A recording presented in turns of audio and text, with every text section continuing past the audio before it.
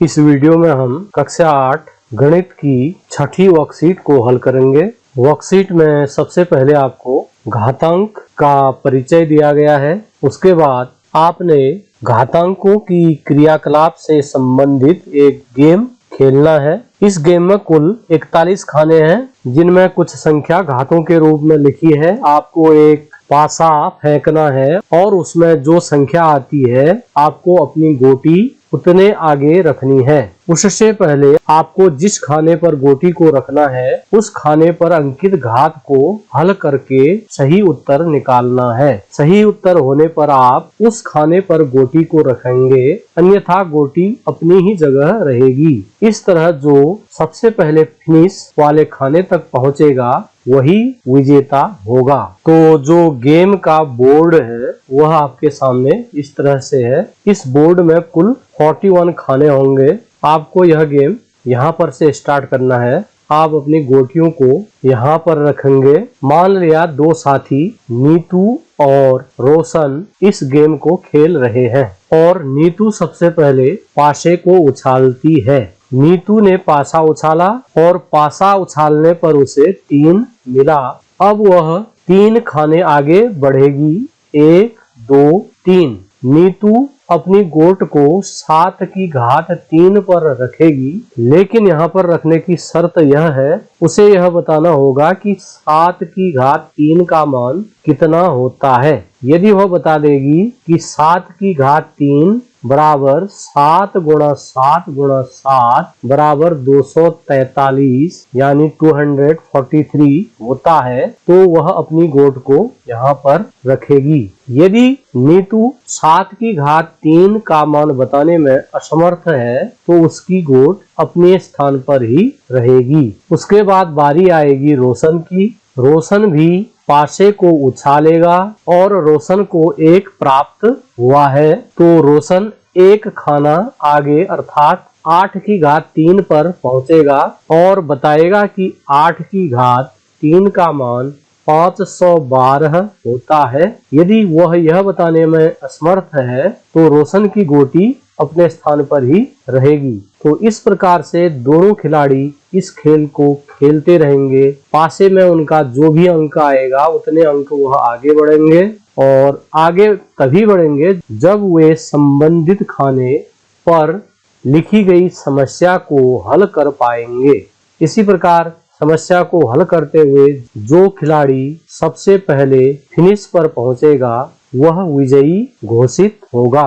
तो इस खेल को आप अपने गणित विषयाध्यापक अथवा किसी मैथ एक्सपर्ट के निगरानी में अपने साथियों के साथ खेलेंगे और जो आपके विषयाध्यापक या मैथ एक्सपर्ट होंगे वे निर्णायक का कार्य करेंगे। उसके बाद वर्कशीट में आपको 3 प्रश्न दिए गए हैं, स्वयं कीजिए। इन तीनों प्रश्नों को आपने हल करना होगा। तो चलिए इन तीनों प्रश्नों को हम हल करते हैं। पहला प्रश्न है 5 की घात 4 का मान ज्ञात कीजिए। 5 की घात 4 का मतलब हुआ 5 को हमें 4 बार गुणा करना है। तो आप लिखेंगे 5 गुणा 5 गुणा 5 गुणा 5। 5 को जब आप 4 बार गुणा करेंगे इसका मान 625 प्राप्त होगा।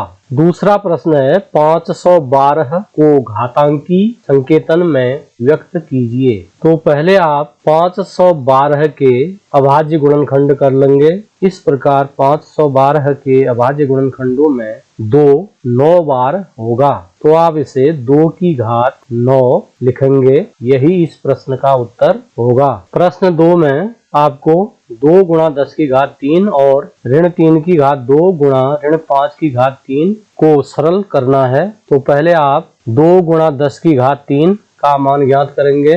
10 की घात 3 का मतलब हुआ 10 गुणा 10 गुणा 10 यानी 1000। 2 और 1000 को गुणा करेंगे तो 2000 आंसर आएगा। और दूसरा है ऋण 3 की घात 2 गुणा ऋण 5 की घात 3। तो ऋण 3 की घात 2 का मतलब हुआ ऋण 3 गुणा ऋण 3 गुणा ऋण 5 की घात 3 का मतलब हुआ ऋण 5 गुणा ऋण 5 गुणा ऋण 5। तो देखिए ऋण 3 और ऋण 3 को गुणा करेंगे तो धन 9 प्राप्त होगा और ऋण 5 गुणा ऋण 5 गुणा ऋण 5 का गुणनफल ऋण 125 प्राप्त होगा। अब आप 9 और ऋण 125 को गुणा करेंगे तो हमें ऋण 1125 प्राप्त होगा। इन प्रश्नों को हल करने के बाद आपको वर्कशीट में घातांकों के नियम समझाए गए हैं। आप इसका भली भांति अध्ययन कर लेंगे। उसके बाद हम आगे बढ़ेंगे। आगे बढ़ने पर आपको घातांकों के नियमों पर आधारित 6 प्रश्न हल करने होंगे और छठे प्रश्न में 11 की घात 2 को आप 11 की घात 0 पढ़ लीजिएगा। तो चलिए इन 6 प्रश्नों को हम हल करते हैं। पहला प्रश्न है 7 की घात 2 गुणा 7 की घात 2। तो घातांक का एक नियम होता है, समान आधार पर गुणा करने में घातांक जुड़ जाते हैं। तो देखिए 7 और 7 यहाँ पर आधार हैं, 2 और 2 इनके घातांक हैं। तो जब हम घातांक के नियम को लागू करेंगे तो इनकी घातें 2 और 2 जुड़ जाएंगी। तो यह हो जाएगा 7 की घात 4। दूसरा प्रश्न है 5 की घात 2 भाग 5। भाग को बटा भी लिखा जाता है, तो यह हो जाएगा 5 की घात 2 बटा 5 की घात 1 यानी 5।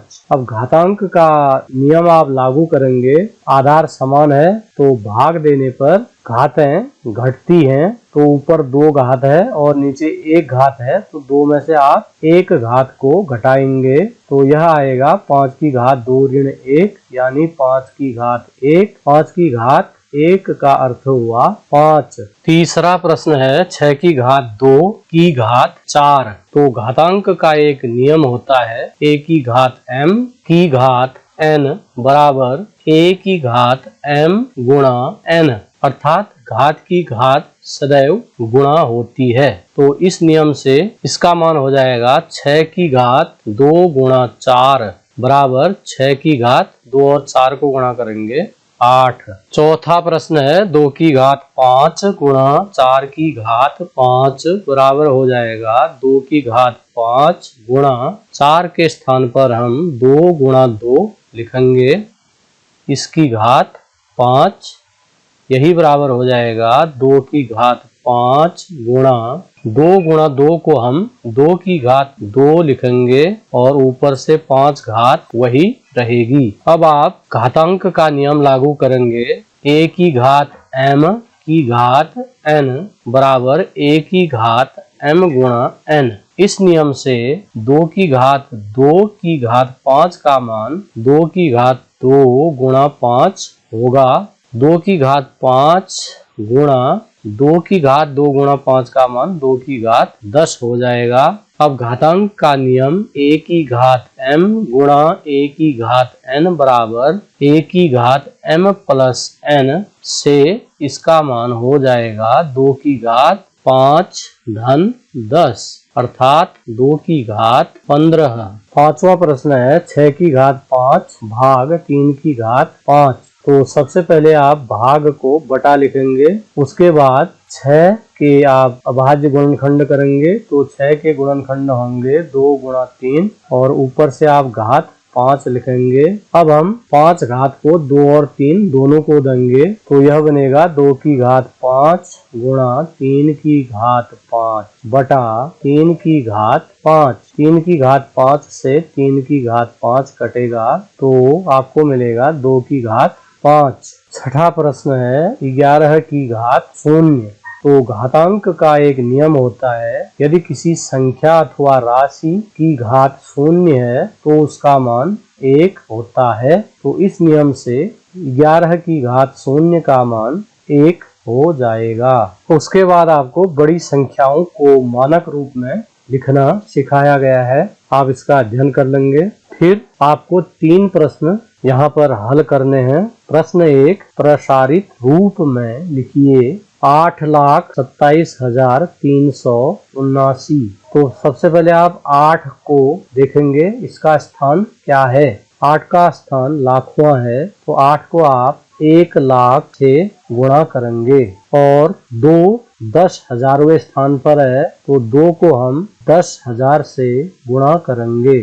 7 1000वें स्थान पर है तो 7 को 1000 से गुणा करेंगे। 3 सैकड़े के स्थान पर है तो 3 को 100 से गुणा करेंगे। 7 दहाई के स्थान पर है तो इसे आप 10 से गुणा करेंगे और 9 इकाई के स्थान पर है तो इसे आप 1 से गुणा करेंगे। उसके बाद आपने इस विस्तारित रूप को घातांक के रूप में व्यक्त करना है तो 8 गुणा 1 लाख को हम 10 की घात 5 कहेंगे क्योंकि 10 को 5 बार गुणा करने पर 1 लाख प्राप्त होगा। इसी प्रकार 2 गुणा 10,000 को हम 10 की घात 4 लिखेंगे और 1000 को आप 10 की घात 3 लिखेंगे।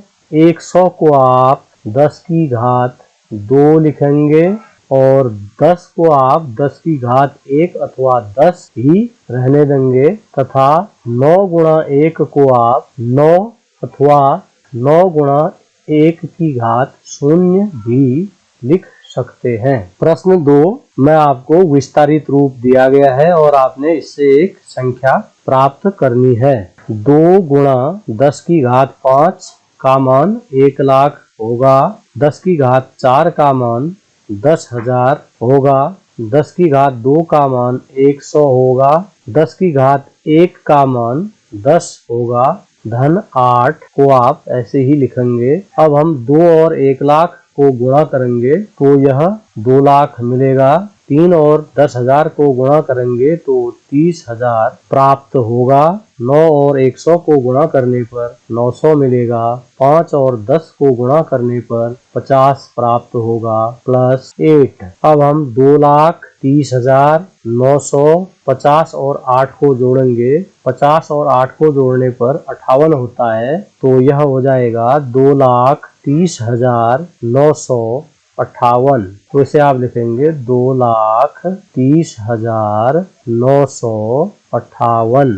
प्रश्न 3 है मानक रूप में लिखिए। पहला भाग है 89,79,000। तो जब आप वर्कशीट का अध्ययन करेंगे तो आपको मानक रूप में लिखना समझाया गया है। तो मानक रूप में लिखने के लिए हमें दशमलव से पहले एक अशून्य अंक रखना होता है तो आप दशमलव को 8 और 9 के बीच में रखेंगे। अब आप देखेंगे कि आपने दशमलव कितने अंक बाईं ओर खिसकाया हुआ है। तो दशमलव किसी संख्या के अंत में होता है तो आप देखेंगे दशमलव यहाँ पर था, यहाँ से अब 8 और 9 के बीच पहुंच चुका है तो यह दशमलव बिंदु कितने अंक बाईं ओर खिसक चुका है तो यह 1 2 3 4 5 6 अंक बाईं ओर खिसक चुका है तो हम इसे लिखेंगे गुणा 10 की घात 6। इसी प्रकार आप दूसरे प्रश्न को करेंगे। दशमलव इस संख्या के अंत में होगा तो आप दशमलव को 1 2 3 4 5 6 स्थान बाईं ओर खिसकाएंगे तो इसका मान बनेगा 5.946,003 गुणा जितने अंक आप बाईं ओर खिसकेंगे 10 की घात उतनी ही धनात्मक होगी। उसके बाद वर्कशीट में हमें ये 4 प्रश्न हल करने हैं। पहला प्रश्न है ऋण 4 की घात ऋण 2। तो घातांक का एक नियम होता है a की घात ऋण m बराबर 1/a की घात m। तो इस नियम को हम इस प्रश्न में लागू करेंगे तो यह हो जाएगा 1/4 की घात 2 यानी 1/4 गुणा ऋण 4। यह बराबर हो जाएगा 1/ऋण गुणा ऋण धन 4 और 4 को गुणा करेंगे 16 तो 1/16 इसका आंसर होगा। दूसरा प्रश्न है 3 की घात ऋण 7 भाग 3 की घात ऋण 10 और ये दोनों ब्रैकेट में लिखे गए हैं और ब्रैकेट से बाहर है 3 की घात ऋण 5। तो घातांक का नियम a की घात ऋण m बराबर 1/a की घात m को हम इनमें लागू करेंगे तो यह मान हो जाएगा 1/3 की घात 7 भाग 1/3 की घात 10 गुणा 1/3 की घात 5। अब हम 1/3 की घात 7 को ऐसे ही लिखेंगे। इस भाग को गुणा में बदलेंगे। भाग को गुणा में बदलते ही बाद वाली भिन्न का व्युत्क्रम लिखेंगे, यानी इसको उल्टा करके लिखेंगे तो यह 3 की घात 10/1 हो जाएगा, गुणा 1/3 की घात 5 को आप ऐसे ही लिख लेंगे। अब हम इसमें भिन्नों के गुणा का नियम लगाएंगे, यानी अंश से अंश गुणा होगा और हर से हर गुणा होगा। तो कोष्ठ के अंदर बनेगा 3 की घात 10/3 की घात 7 गुणा 1/3 की घात 5।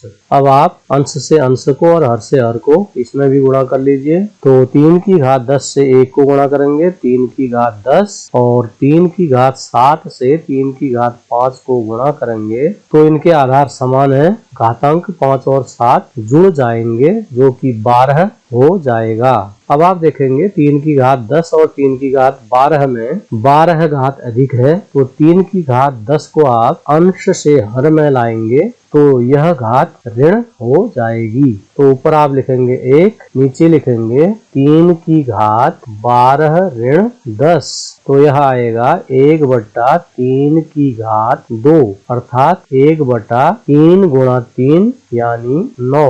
तो 1/9 इस प्रश्न का उत्तर होगा। तीसरा प्रश्न है ऋण 2/3 की घात ऋण 2 की घात 2। तो यहाँ पर हम सर्वप्रथम ऋण 2/3 की घात ऋण 2 को धनात्मक घात में बदलेंगे। इसके लिए हम ऋण 2/3 का व्युत्क्रम ऋण 3/2 इसे लिखेंगे तो ऋण घात धन घात में बदल जाएगी। अब हम नियम लगाएंगे a की घात m की घात n बराबर a की घात m इंटू n। तो इस नियम से ये दोनों घातें गुणा हो जाएंगी, तो इसका मान आ जाएगा ऋण 3/2 की घात 4। ऋण 3/2 की घात 4 का मतलब हुआ ऋण 3/2 को हम 4 बार गुणा करेंगे। अब ऋण को आप 4 बार गुणा करेंगे तो धन आएगा, 3 को 4 बार गुणा करेंगे तो 81 आएगा, और बटा 2 को 4 बार गुणा करेंगे तो 16 आएगा। तो इस प्रकार 81/16 इस प्रश्न का उत्तर होगा। चौथा प्रश्न है यदि 4 की घात p धन 3 गुणा 4 की घात ऋण 4 बराबर 4 की घात 2, तो p का मान ज्ञात कीजिए। हमें दिया गया है 4 की घात p धन 3 गुणा 4 की घात ऋण 4 बराबर 4 की घात 2। बराबर के बाईं ओर देखिए 4 और 4 आधार हैं जो कि समान है, और p धन 3 तथा ऋण 4 इनकी घातें हैं। तो घातांक का नियम a की घात m गुणा a की घात n बराबर a की घात m प्लस n होता है। तो इस नियम को हम इसमें लागू करेंगे तो यह हो जाएगा 4 की घात p धन 3 धन ऋण 4 बराबर 4 की घात 2। 4 की घात p धन 3 धन और ऋण गुणा होंगे तो ऋण बनेगा बराबर 4 की घात 2। 4 की घात p धन 3 और ऋण 4 का परिणाम ऋण 1 आएगा। धन और ऋण घटते हैं, चिन्ह संख्यात्मक मान अधिक वाले का रहता है, बराबर 4 की घात 2। अब यहाँ पर देखिए बराबर के दोनों ओर 4 आधार है, यानी आधार समान है, इसलिए हम दोनों ओर घातांकों की तुलना करेंगे।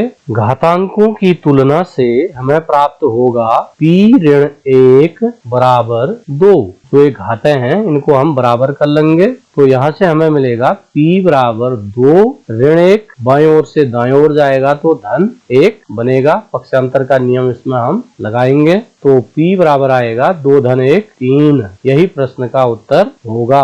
अगला प्रश्न है मानक रूप में व्यक्त कीजिए। तो पहला प्रश्न है, इसमें आप दशमलव को ऐसे स्थान पर रखेंगे कि उससे पहले एक अशून्य अंक रहे। तो इस दशमलव को हमें 8 और 5 के बीच में रखना होगा, तो यह बनेगा 8.5।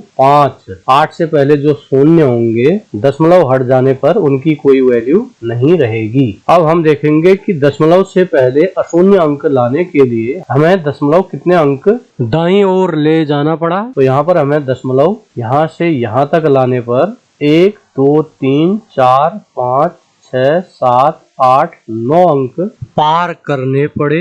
तो जितने अंक आप दाएं ओर दशमलव को खिसकाओगे 10 की घात में उतने ही ऋणात्मक अंक लगाएंगे। जैसे अभी हम 9 अंक दाएं ओर आए तो हम यहाँ पर लिखेंगे 10 की घात ऋण 9। दूसरे प्रश्न में दशमलव से पहले एक अशून्य अंक लाने के लिए हमें दशमलव को 3 और 2 के बीच लाना होगा। इसका मान 3.29876 होगा और दशमलव हमें 1, 2, 3 अंक दाएं ओर खिसकाना पड़ा तो हम इसे 10 की घात ऋण 3 से गुणा करेंगे। तीसरे प्रश्न में हमें दशमलव को 5 और 0 के बीच लाना होगा तो यह मान 5.005 बनेगा और दशमलव बिंदु हमें 1, 2, 3, 4, 5, 6 अंक दाईं ओर लाना पड़ा तो हम इसे 10 की घात ऋण 6 से गुणा करेंगे। चौथे प्रश्न में दशमलव से पहले अशून्य अंक लाने के लिए हमें दशमलव को 2 और 7 के बीच लाना पड़ेगा तो यह बनेगा 2.7। अब आप देखिए दशमलव 1, 2, 3, 4, 5 अंक दाईं ओर खिसकाना पड़ा तो आप इसे 10 की घात ऋण 5 से गुणा करेंगे। अंतिम प्रश्न में दशमलव से पहले अशून्य अंक लाने के लिए हमें दशमलव 9 के दाईं ओर रखना होगा अर्थात दशमलव को 8 अंक दाईं ओर खिसकाना होगा तो इसका मानक रूप बनेगा 9 गुणा 10 की घात ऋण 8। फिर हमारे पास प्रश्न है सामान्य रूप में लिखो। पहली संख्या है 5.8 गुणा 10 की घात 12। जब हम दशमलव संख्या को 10 की धनात्मक घात से गुणा करते हैं तो दशमलव उतने ही अंक दाईं ओर खिसक जाता है जितने अंक 10 की घात में होते हैं। तो अभी हमारे पास 10 की 12 घातें हैं तो दशमलव 12 अंक दाईं ओर खिसकेगा और 5.8 में दशमलव के बाद केवल एक अंक 8 है जबकि हमें 12 अंक दाईं ओर जाना है। शेष 11 अंकों को हम 0 से पूरा करेंगे अर्थात 8 के आगे हमें 11 शून्य लगाने होंगे तो यही इस संख्या का सामान्य रूप होगा। दूसरा प्रश्न है 6.32 गुणा 10 की घात ऋण 5। अभी हमारे पास 10 की जो घात है वह ऋण में है तो जब किसी दशमलव संख्या को 10 की ऋणात्मक घात से गुणा किया जाता है तो दशमलव बिंदु उतने ही अंक बाईं ओर चले जाता है जितने अंक 10 के घातांक में होते हैं। तो अभी 10 के घातांक में ऋण 5 है तो दशमलव को हम 5 स्थान बाईं ओर ले जाएंगे। दशमलव हमारे पास 3 और 6 के बीच है तो यहाँ से हम 5 अंक बाईं ओर जाएंगे तो एक अंक हमारे पास 6 है, बाकी हमें 4 अंक 0 से पूरे करने होंगे तो यह वैल्यू हो जाएगी 0.000632 और दशमलव से पहले कुछ भी नहीं है तो हम इसमें 0 रखेंगे। तीसरा है 3.60 गुणा 10 की घात ऋण 4। तो इस प्रश्न में आपको दशमलव बिंदु को 4 अंक बाईं ओर ले जाना होगा। 4 अंक बाईं ओर ले जाने पर इसका मान 0.00036 हो जाएगा। वर्कशीट के अंत में आपको एक क्रियाकलाप दिया गया है। यह क्रियाकलाप एक भूल भुलैया है जिसमें आपको स्टार्ट से प्रारंभ करना है। पहले खाने को हल करके सही उत्तर वाले रास्ते से आपको दूसरे खाने में जाना है। आप जिस खाने व रास्ते में जाएंगे आपको उसे रंगना है। इस तरह सही रास्ता ढूंढकर आपको फिनिश तक पहुंचना है। तो हमें यह भूल भुलैया दी गई है। आप सबसे पहले खाने में आएंगे, इस खाने की समस्या को हल करेंगे। अब आपको यहाँ पर से 2 रास्ते मिलेंगे, एक दाईं ओर को है और एक नीचे को। इन दोनों रास्तों में से एक रास्ता सही होगा, यानी जो इस प्रश्न का हल होगा आप उस रास्ते को चुनेंगे। x स्क्वायर का भाग x की घात 5 में देंगे तो घातांक का नियम इसमें लागू करेंगे। समान आधार पर भाग देने में घातें घटती हैं। 5 में 2 घटाएंगे 3 तो इसका उत्तर आएगा x की घात 3। तो इस बॉक्स में रंग भरने के बाद आप x की घात 3 वाले बॉक्स में रंग भरेंगे। x की घात 7 वाले बॉक्स को छोड़ देंगे।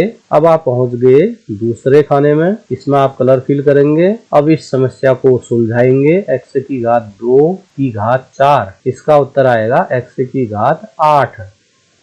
तो x की घात 8 यानी आप इस रास्ते से जाएंगे और दाएं वाले रास्ते को छोड़ देंगे। फिर हम इस बॉक्स में रंग भरेंगे। अब आप पहुंच गए हैं x की घात 3 गुणा x की घात 8 वाले खाने में। x की घात 3 और x की घात 8 को गुणा करके x की घात 11 होगा। तो आप इसमें कलर फिल करेंगे। उसके बाद आप इस बॉक्स की समस्या को सुलझाएंगे। 5x² गुणा 2x, 5 दूना 10, x की घात 3। फिर हम इस बॉक्स में रंग भरेंगे। उसके बाद 4xy² गुणा ऋण 2, x की घात 2, y की घात 2 को गुणा करने पर उत्तर आएगा ऋण 8, x की घात 3, y की घात 4। तो यहाँ पर आपको केवल एक ही रास्ता दिया गया है, तो आप इसमें भी रंग भरेंगे और इस बॉक्स में भी रंग भरेंगे। अब हमें समस्या सॉल्व करनी है। ऋण 2x गुणा ऋण 8, x की घात 5। ऋण और ऋण को गुणा करेंगे धन,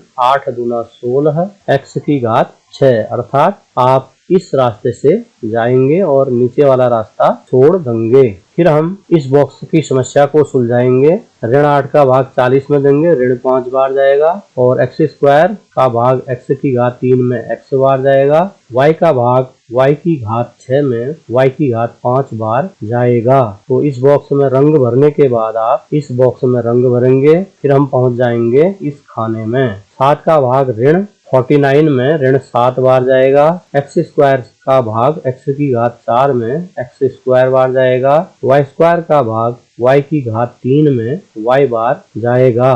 फिर हम इस बॉक्स में रंग भरेंगे। अब हम पहुंच जाएंगे इधर वाले खाने पर। 5 का भाग 25 में 5 बार, x का भाग x की घात 4 में x की घात 3 बार। अब यहाँ पर पहुंचने के बाद आपको केवल एक ही रास्ता मिलेगा, आप फिनिश तक आसानी से पहुंच सकते हैं। तो इस बॉक्स का हल यह होगा और इस बॉक्स का हल यह होगा और अंतिम बॉक्स का हल यह होगा। अब आप फिनिश वाले खाने पर होंगे। तो इस प्रकार जिस रास्ते को आपने फॉलो किया है उस रास्ते में पड़ने वाले सभी बॉक्सेज में आप इस प्रकार से कोई भी रंग भर सकते हैं।